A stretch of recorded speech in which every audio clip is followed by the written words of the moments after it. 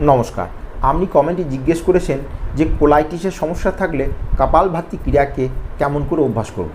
দেখুন, কোলাইটিসের সমস্যা থাকলে কপালভাতি ক্রিয়া কেমন করে করব সেটা তো দেখবই, তার সাথে সাথে কোন যোগাসনগুলো আপনি প্র্যাকটিস করবেন সেটাও দেখাবো। তার আগে আপনাকে জেনে নিতে হবে কোলাইটিস মানে হচ্ছে আপনার যে বাড়ি আঁত, যে আঁত রয়েছে, আঁতের সমস্যা, এবং আঁতকে মজবুত করার জন্য যোগাসন তো দেখতেই হবে। তার আগে আপনাকে দুটো কাজ অবশ্যই করতে হবে। একটা হচ্ছে আপনাকে দুধ আর মিঠাজাত পদার্থ আপনাকে নেওয়া বন্ধ করতে হবে। যে কোনো মিষ্টি, সেটা চিনি, রসগোল্লা, সন্দেশ, যে কোনো মিষ্টিজাত পদার্থ আর দুধ এখন 2 মাস আপনাকে কমপ্লিটলি ত্যাগ করতে হবে। আর একটা আয়ুর্বেদিক ওষুধ নিতে হবে, সেটা হচ্ছে কোলোগ্রিট। যে কোনো আয়ুর্বেদিক স্টোর থেকে আপনি নিয়ে নেবেন এবং রেগুলার দুপুরে খাওয়ার পর 2টো কোলোগ্রিট আপনি অবশ্যই নেবেন। এখন দেখব যে আপনি বলেছেন কপালভাতি ক্রিয়া। দেখুন, কপালভাতি ক্রিয়া করার জন্য প্রথমে আপনাকে পদ্মাসনে বসতে হবে। পদ্মাসনে বসতে না পারলে সুখাসন, সুখাসনে বসতে না পারলে চেয়ারে।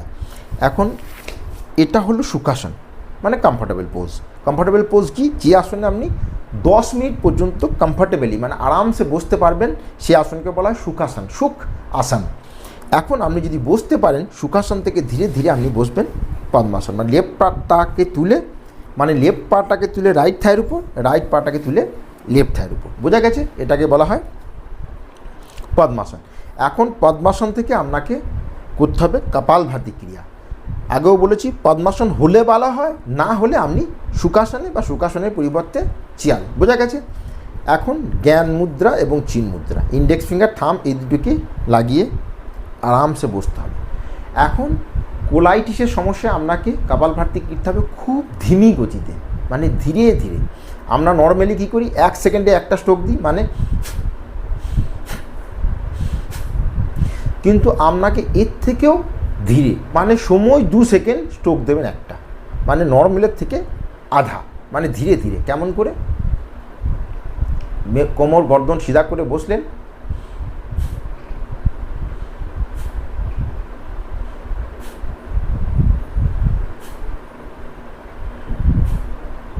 বোঝা গেছে? স্ট্রোকের তীব্রতাও কম এবং সময়ের অবধিও বেশি। এইভাবে ধীরে ধীরে আপনি শুরু করবেন।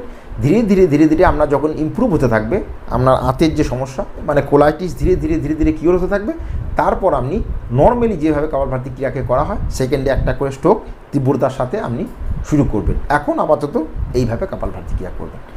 এরপর আপনাকে কি যোগাসন করতে হবে, সেটা হচ্ছে প্রথমে হচ্ছে যোগ মুদ্রাসন। আমরা যোগ মুদ্রাসন সাধারণত মুঠি বন্ধ করে নাভি 2 পাশে রেখে সামনের দিকে ঝুঁকি, কিন্তু এখানে কি করতে হবে আপনাকে, আমি সাইড থেকে দেখাই, হাতকে এইভাবে ধরে, বোঝা গেছে, ফুল শ্বাস নিয়ে ধীরে ধীরে শ্বাস ছাড়তে ছাড়তে ছাড়তে ছাড়তে, এইভাবে নয়, মেরুদণ্ডকে স্ট্রেট রেখে ধীরে ধীরে আপনাকে সামনের দিকে ঝুঁকতে হবে। ধীরে ধীরে শ্বাস ছেড়ে আপনার যে মাথা সেটা গ্রাউন্ডে স্পর্শ করতে হবে। বোঝা গেছে? শুরুর দিকে আপনার মাথা যদি স্পর্শ না হয়, তাহলে আপনি এই অবস্থায় এসে হোল্ড করবেন।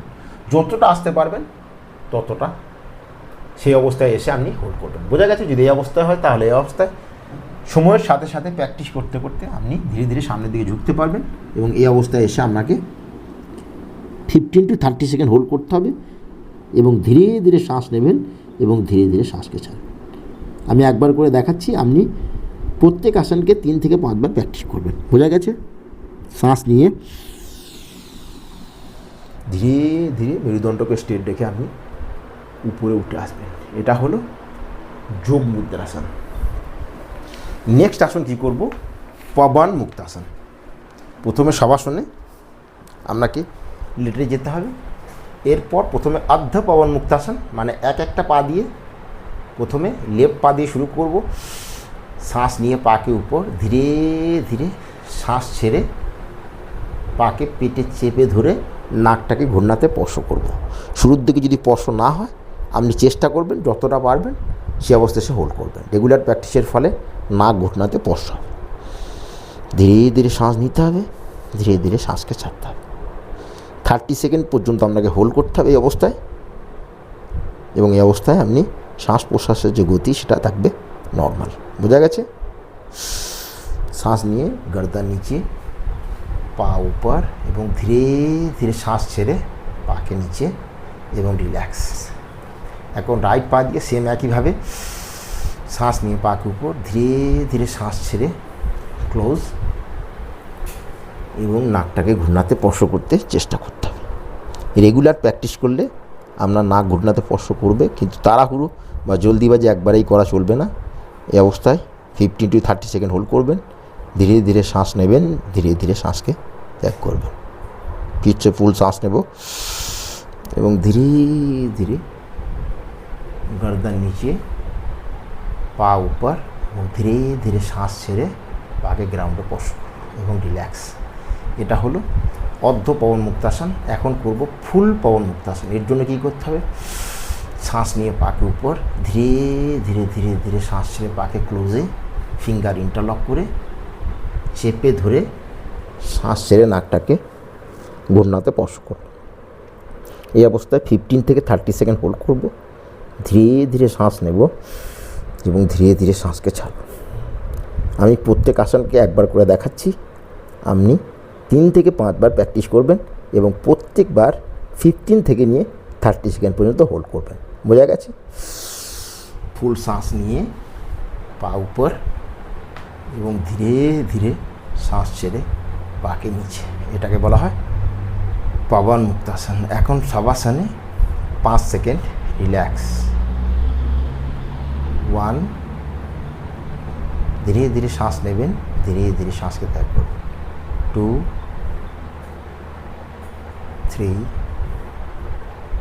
4 and 5। ধীরে ধীরে শ্বাস নিয়ে উপরে উঠে আসবেন ধীরে ধীরে এবং রিল্যাক্স।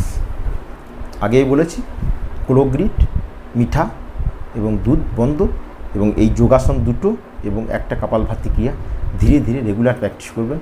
আপনি 1 মাসের মধ্যে আপনার ইমপ্রুভমেন্ট বুঝতে পারবেন। তো আজকে এইটুকুই। Thank you, take care, good bye এবং স্টে হেলদি। নমস্কার, থ্যাংক ইউ।